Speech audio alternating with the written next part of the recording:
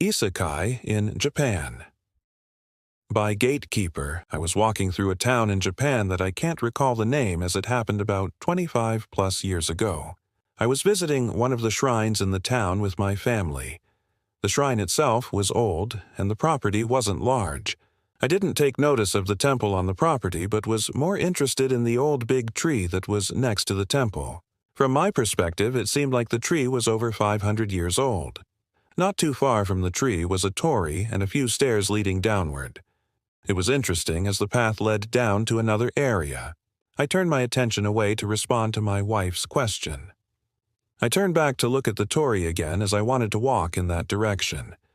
However, the pathway was no longer visible, but instead there was another world inside the torii. In this world, I can clearly see a neighborhood with a street and houses on either side of the road. It was nighttime, and the street lamp was on. Standing outside of these houses were tall aliens that looked like Zetas or Greys. They were tall with skinny bodies and a big head. They had big eyes and grayish-brown skin color. They looked like they had some kind of bodysuit that was similar in color to their skin color. I kept looking at them, and they continued to stare back at me. It was nighttime in their world, and it was daytime in my world. One of them gestured for me to come into the portal. I was surprised and shocked at the same time.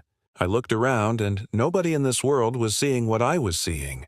They were all going about their business like tourists do. I guess I was the only one seeing this. I turned back to look into the torii, and they were still there staring back at me. I didn't know what I was looking at, the past or future. Then, without warning, the portal inside the torii disappeared, and the pathway had returned. I told my wife what I had seen, but she didn't believe me and mentioned that Japan has legends of people being spirited away.